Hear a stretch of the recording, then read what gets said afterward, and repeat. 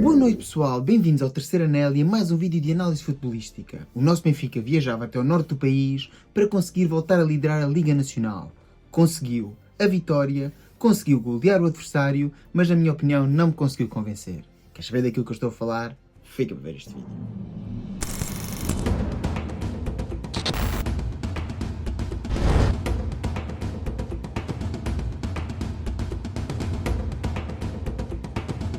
Já sei o que é que estão a pensar, Estão a pensar que eu sou demasiado exigente. Não é isso, meus amigos. Eu acho que o Benfica fez uma boa partida, acho que o Benfica mereceu ganhar e inclusivamente eu tinha perspectivado um 0-3 antes da partida. Mas houve situações ao longo da partida que eu não gostei. E neste vídeo vou-me focar mais na crítica aos aspectos que não gostei do que propriamente àquilo que gostei. Gostei que a equipa esteve sólida, gostei que a equipa por momentos praticou bom futebol, mas mesmo assim cometeu vários erros, especialmente alguns jogadores do ponto de vista individual e especialmente o nosso técnico, que na minha opinião cometeu um erro crasso. Mas enfim, já iremos lá. Vamos então ver as vicissitudes da partida, mas antes quero recordar que esta era a partida que tínhamos em atraso. E assim sendo, com esta vitória, colámos à liderança da Liga, mas à condição, pois o Sporting irá jogar esta tarde e nós só voltaremos a estar em igualdade de jogos a meio da semana quando jogamos com o Farense. Mas enfim, agora vamos ver então as tais vicissitudes da partida. Ora, o Gil Vicente, orientado por César Peixoto, entrava em campo num 4-1-4-1 e, na minha opinião, tal e qual como já tinha dito na antevisão, não havia aqui nenhum jogador grande para destacar, pois, na minha opinião, o seu melhor elemento começava no banco de suplentes. Já Bruno Lage voltou a apostar no seu típico 4-3-3, mas aqui com algumas nuances e novidades no 11. Nomeadamente voltou a apostar em Tomás Araújo à direita, no meio campo jogou com o tridente sempre, mas na frente de ataque surpreendeu. Jogou então com Amdouni à direita, Bruma à esquerda e Belotti no centro do ataque.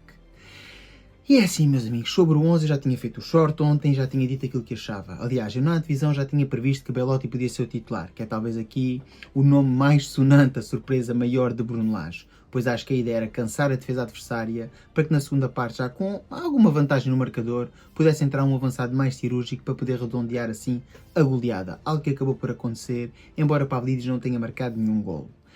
Mas sinceramente, o erro crasso de Bruno Lage, vamos começar por dizer já qual é, e é fácil, não entendo porque é que joga com Tomás Araújo. O miúdo está limitado do ponto de vista físico, tem uma lesão aguda e parece que Bruno Lage quer assim propensar uma lesão crónica. Acho que não havia necessidade de ontem ter jogado a titular. Temos o Leandro Santos, que podia perfeitamente ter feito a posição, ou inclusivamente jogar com Renato Sanches ao Barreiro no meio campo e descer Fredrik Arsens. Relembro que temos uma partida à meio da semana com o Farense e uma partida importantíssima no Dragão. E o que é que aconteceu? Tivemos que retirar outra vez Tomás Araújo de campo e o mesmo não saiu apenas por opção técnica. Saiu por se voltar a encontrar lesionado e não poder continuar a partida. E aqui, na minha opinião, é um erro do treinador setobalense. Mas enfim, já voltaremos a esta questão no final do vídeo. Agora vamos sim ver então os gols da partida. Ora, e logo à passagem do minuto 2, o Benfica podia ter inaugurado o marcador. Num bom cruzamento do lado direito de Tomás Araújo, Amdouni toca e deixa sozinho Arsens, que na cara do golo remata Mazandro com uma boa mancha e impede assim o golo encarnado. Mas à passagem do minuto 5 tínhamos então a resposta do Gil Vicente, um bom cruzamento da ala direita e Pablo saltando sozinho na área com um bom cabeceamento, obriga igualmente a Turbinha a uma grande defesa. E foi então aos 21 minutos que chegaria ao primeiro golo da partida, uma boa jogada individual de Bruma pela esquerda, serpenteando pela ala e fazendo uma assistência para o coração da área. Arsens aparece na mesma e com um toque de primeira, com um bom remate para o fundo das redes, inaugurava o marcador na cidade de Barcelos. Ora, e ao intervalo tínhamos então as seguintes estatísticas, com o Benfica a dominar a posse de bola tem 64% e também nas áreas, com 13 ações na área adversária contra apenas uma do Gil, sendo que efetuou 9 remates contra 1, e dos quais 4 contra 1 nos remates enquadrados. E é assim, meus amigos, como estão a ver aqui, as estatísticas acabam por contar um pouco a história do jogo na primeira parte. O Gil Vicente apenas tem uma ocasião flagrante, que é aquela, a única jogada na área do Benfica, um bom cruzamento e um bom cabeceamento de Pablo, mas Turbin a responder. Aqui por lado do Benfica, é um facto, controlamos o jogo, mas sinceramente não podemos entrar nas partidas, criar ocasiões clamorosas de golo e não marcar. Não foi apenas ontem, tem acontecido em quase todas as partidas. Ontem foi a vez de Arsens, que depois acaba por se redimir no lance do golo com um autêntico golaço, num lance muito idêntico a uma jogada que já tínhamos criado contra o Barcelona, mas aí o jogador norueguês acabou por não conseguir fazer o golo. Desta vez com um bom pontapé inaugurava o marcador, mas eu esperava mais do Benfica. Esperava que o Benfica tivesse chegado ao intervalo com um resultado mais confortável, pois na minha opinião criou jogadas suficientes, mas infelizmente não as conseguiu acabar. Ora, e à passagem do minuto 50 chegaria ao 2-0, numa jogada de laboratório. Um livre bem executado por Coxu para dentro da área, António Silva assiste de cabeça ao coração da mesma e Belotti aparece com um cabeceamento contundente e a finalizar, estabelecendo assim o 2-0 no marcador. E já à passagem do minuto 93, lance polémico dentro da área do Gil Vicente. Uma boa jogada individual de Di Maria pela direita e Sá acaba por derrubar o recém-entrado Di Maria. Este, na conversão do penalti após ter sido assinalado pelo árbitro da partida, não hesitou e estabeleceu assim o 3-0 final. Ora, e com o final da partida tínhamos então as seguintes estatísticas. O Benfica diminuiu a posse de bola, tendo agora 57%, mas continuava a dominar no campo das áreas, tendo agora 19 ações na área adversária contra apenas 7 do Gil Vicente, tendo efetuado 18 remates contra 7, sendo dos quais 7 contra 2 nos remates enquadrados. E é assim, meus amigos, não há muito a dizer. Vamos dar então agora o destaque aos jogadores do Benfica e vamos a começar pela defesa. Tenho sido bastante crítico com algumas partidas de António Silva, mas ontem, na minha opinião, esteve muito bem. A par de Otamendi, no eixo da defesa, o Benfica esteve bastante seguro. E ainda por cima tivemos Tony a subir à área adversária e a fazer uma assistência no 2-0.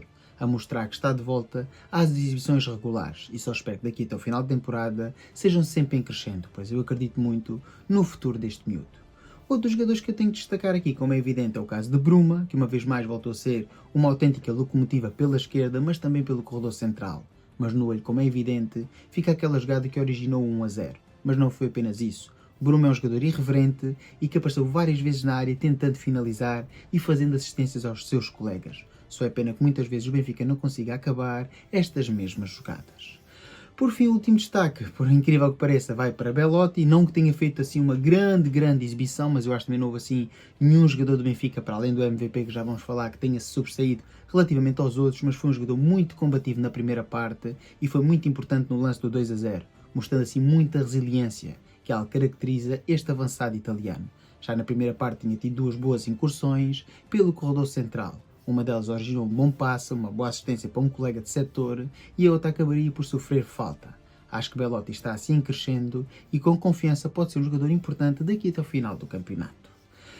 Por fim, o que dizer então do MVP, que não podia ser outro senão Coxu, como é evidente, 3 passos para finalização, 17 ações defensivas, sim meus amigos, 17 ações defensivas, 11 recuperações de bola, 4 interseções e ainda 3 ações no meio campo adversário, meus amigos. Aliás, 18 ações defensivas. Se não me falham aqui as contas, em 11 mais 4 mais 3 são 18. Vimos ontem um Coxu muito esforçado. Acho que podia ter estado melhor do ponto de vista de iniciativa ofensiva. Acho que tem que arriscar mais no remate de meia distância, mas ontem não era o jogo para criticar. Eu acho que é um jogador muito intermitente, acho que precisamos de ver um Coxu ao melhor nível em todas as partidas e não apenas a espaços e contra adversários mais fracos. Mas ontem, na minha opinião, tenho que o dizer, para mim foi claramente o MVP em campo. O que dizer então de Bruno Lage já não tinha sido dito neste vídeo, sinceramente. Eu acho que o 11 era bem escalado se não tivesse lá Tomás Araújo. Tomás Araújo não devia ter jogado esta partida, devia-se ter resguardado. Para mim não faz qualquer sentido. Um bocadinho a imagem do que fizemos com Di Maria, que não metemos a titular, embora supostamente estivesse a 100% e recuperado, Tomás Araújo devia ter estado ou no banco de suplentes, ou então nem sequer ter sido convocado para a ficha de jogo e ter ficado na bancada. Ir com o grupo sim, porque é importante que haja equipa, que haja uma família nesta reta final do campeonato, mas o jogador, segundo eu sei, tem uma lesão aguda e ninguém quer que seja assim uma lesão crónica ou uma lesão que o afaste dos relevados por 2 ou 3 semanas. Relembre que agora vamos ter um mês de abril complicadíssimo, com jogos todas as semanas e algumas delas com jogo a meio da semana, e Tomás Araújo vai ser muito importante em algumas dessas partidas, nomeadamente no próximo domingo frente ao Futebol Clube do Porto, partida essencial para ganhar se quisermos ser campeões nacionais este ano. E acho que estar a arriscar Tomás Araújo contra o Gil Vicente, com todo o respeito ao César Peixoto e à sua equipa, acho que não era a noite para isso. E depois, a única crítica individual que tenho, sinceramente não percebo a atuação de Tino. Podem vir com os números e dizer que fez várias recuperações de bola. No capítulo do passe esteve horrível. E aquela última jogada em que leva um amarelo que é alaranjado, que podia ter sido vermelho com outro árbitro mais manhoso, com uma chamada do VAR e ali ver que não tinha possibilidade de jogar a bola e que acaba só por embater no adversário e podia ter sido chamado e Florentino ter sido expulso. Um vermelho direto, podia ter assim arrecadado Tino da presença no Dragão. E isso sim tinha sido um autêntico clamor, pois Tino vai ser muito importante nessa partida. Mas é um Tino acertado. A mim não me serve só um jogador que faz interseções. Um jogador do Benfica não pode apenas roubar a bola. tem que a seguir conseguir distribuir, pelo menos de forma clara. E ontem, na minha opinião, Tino esteve muito desacertado pela segunda partida consecutiva. Continuo a acreditar que Tino vai ser titular até o final da temporada nesta demarcação, mas tem que melhorar muito, meus amigos. Tem que melhorar muito e tem que haver trabalho por parte de Bruno Lage, porque acho que muitos dos problemas dos jogadores do Benfica não é de qualidade individual, é também de mentalidade. E aí Bruno Lage tem que ter um papel fundamental. É assim, está feito então o vídeo, espero que tenham gostado. Se for o caso, dá o like, comenta, partilha e subscreve. Já sabes, para cá se tiver X, segue no X e ajuda a crescer o canal. Fiquem bem e até o próximo vídeo. Viva o Benfica!